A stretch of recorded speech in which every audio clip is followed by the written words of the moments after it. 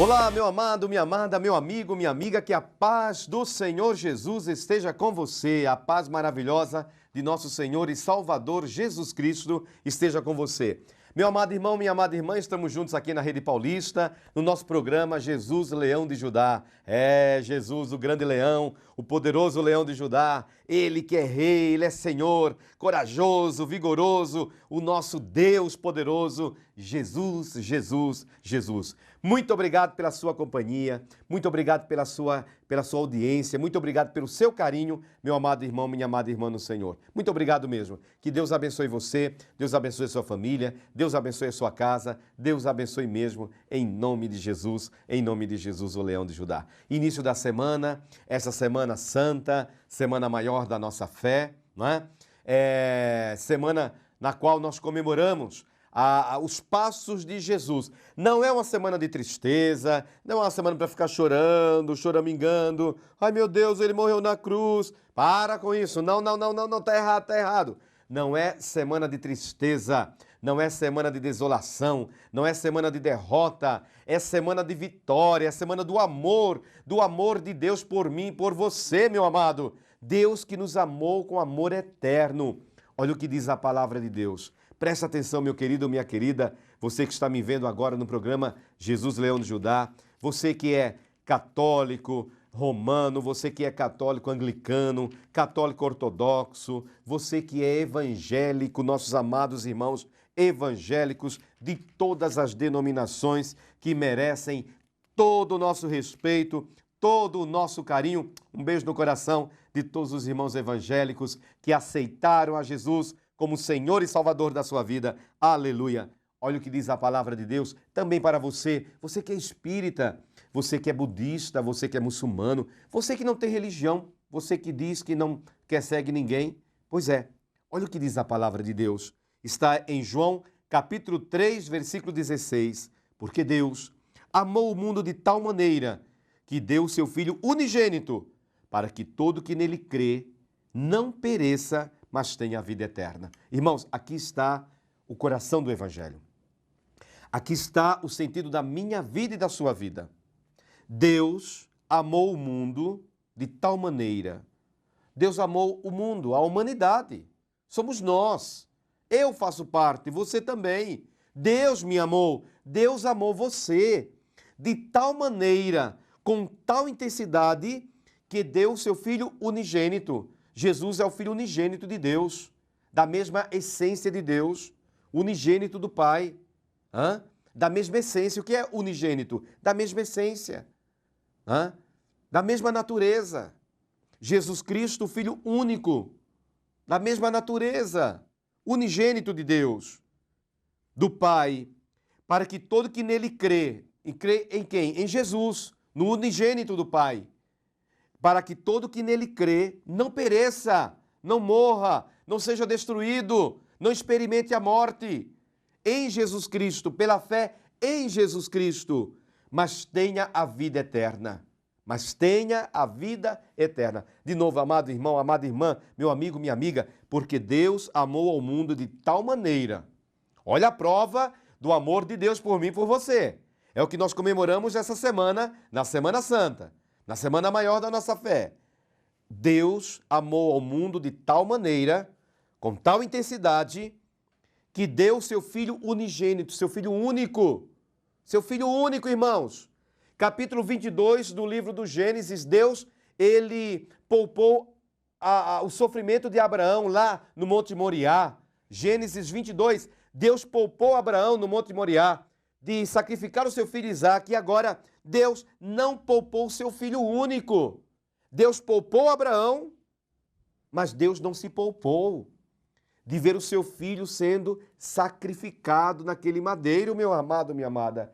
Não existe prova maior de amor, não existe, meu irmão. Por isso, meu amado, minha amada, você jamais pode trocar o amor de Deus pelo amor humano. Amor humano nenhum se compara, não chega nem, não tem nem comparação, não tem nem comparação. 1%, 2%, não tem comparação. O amor humano do amor de Deus. Porque Deus me amou de tal maneira. Deus amou você de tal maneira que nos deu seu Filho unigênito, para que todo que nele crê em quem? Em Jesus, não pereça, creia em Jesus. Meu amado irmão, minha amada irmã, às vezes eu falo essa frase porque eu creio no que estou pregando. E muitas pessoas não compreendem e até ficam tristes e criticam quando eu falo o seguinte: placa de igreja não salva. Se placa de igreja salvasse, a placa ficava do lado de dentro da igreja. Não, ela fica lá fora. Porque o que salva é o que está dentro da igreja. E quem está dentro da igreja é o Senhor Jesus. Quem está dentro da igreja é o Espírito Santo agindo no meio do povo, ungindo o povo de Deus com palavras de profecia, de milagre, de prodígio, em nome de Jesus de Nazaré. Igreja não salva. A igreja, a palavra grega, significa povo reunido, assembleia, congregação. Isto é igreja. Não é norma que salva, não é lei que salva. A Bíblia diz: aquele que crê em Jesus não perecerá. Você será salvo. A melhor, você já está salvo. A salvação já foi comprada. Você pode perder a salvação se você quiser. Se eu quiser. Mas a salvação já foi comprada. É o que nós celebramos essa semana. Hoje, segunda-feira, ontem nós tivemos lá no Clube Nacional às 10 horas a grande celebração da entrada triunfal de Jesus em Jerusalém, cumprindo a profecia de Zacarias, que dizia que o Filho do Homem, o Filho de Deus, o Rei de Israel, entraria em Jerusalém montado no jumentinho. E assim se cumpriu. O que celebramos ontem. Hoje, 19 horas no Clube Nacional, grande Eucaristia de cura e libertação. Quinta-feira, iremos celebrar a grande ceia do Senhor, a grande instituição da Eucaristia, o lava-pés, quando Jesus se inclina para lavar os pés dos seus discípulos. Sexta-feira Santa, dia de derrota? Não. Jesus morto? Não. Ele está vivo, ressuscitado, aleluia. Ele já venceu. É apenas uma lembrança. Nós vamos lembrar, comemorar o que ele fez na cruz às 3 horas da tarde e para nós também no Clube Nacional. Esteja conosco, toda a sua família, você que é casado, desquitado, divorciado, você que não é casado, solteiro, não importa, não importa, não importa. Você é lavado no sangue de Jesus. Venha participar. Sexta-feira às 3 horas da tarde, a hora da paixão, da misericórdia. E no sábado, meu Deus, grande vigília pascal, às 18 horas, também no Clube Nacional. Aquele que crê em Jesus não perecerá, mas terá a vida eterna. Amém? Breve intervalo, voltaremos com a palavra do Evangelho.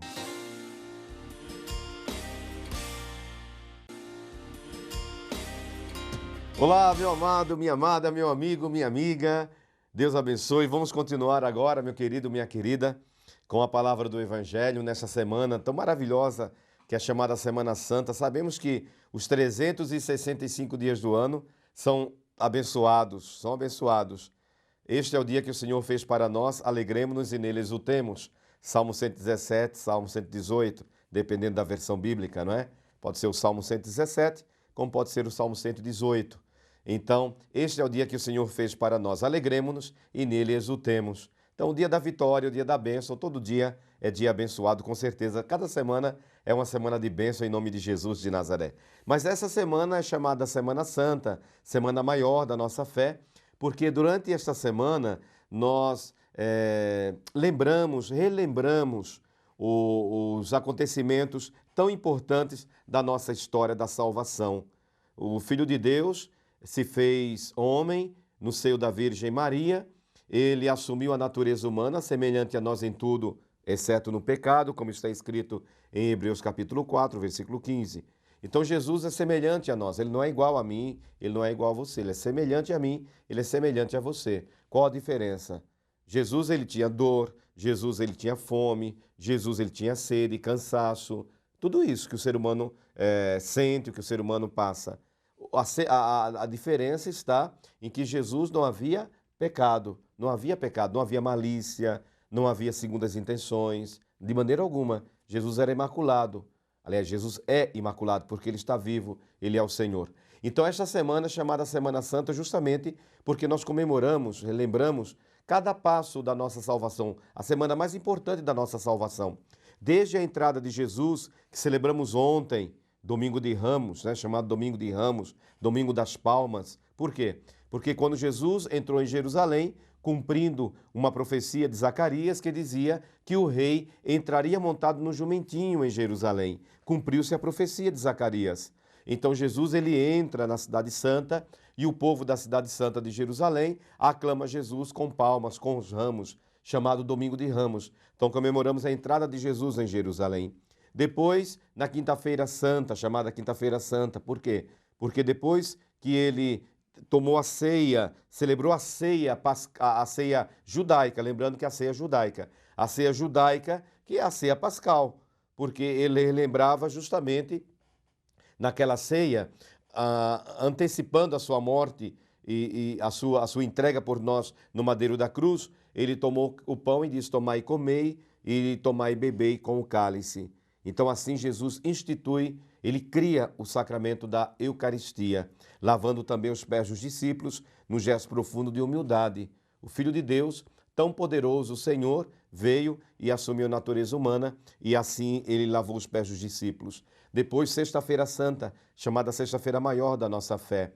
Não é dia de tristeza, não é dia de desolação, pelo contrário, é dia de alegria. Por quê? Porque às 3 horas da tarde o nosso Salvador morreu por mim, morreu por você na cruz do Calvário de Jerusalém, cancelando aquele documento de condenação. Está escrito em Colossenses capítulo 2, versículo 14, que havia um documento de condenação contra mim e contra você. O diabo tinha esse documento de condenação. Se Jesus não tivesse morrido na cruz, obediente até a morte e morte de cruz, e não tivesse ressuscitado, Satanás teria vencido.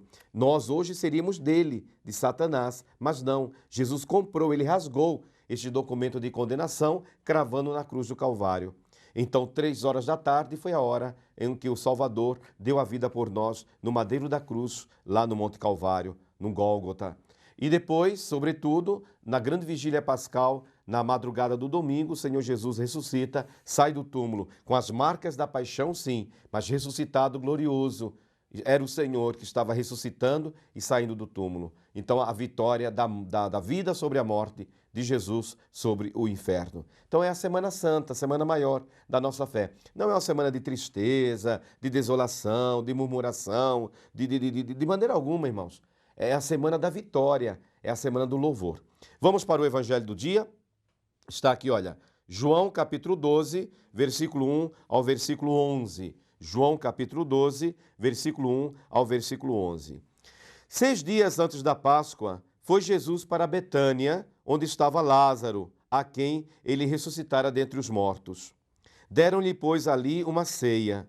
Marta servia, sendo Lázaro um dos que estavam com ele à mesa. Então Maria, tomando uma libra de bálsamo de nardo puro, muito precioso, ungiu os pés de Jesus e os enxugou com seus cabelos.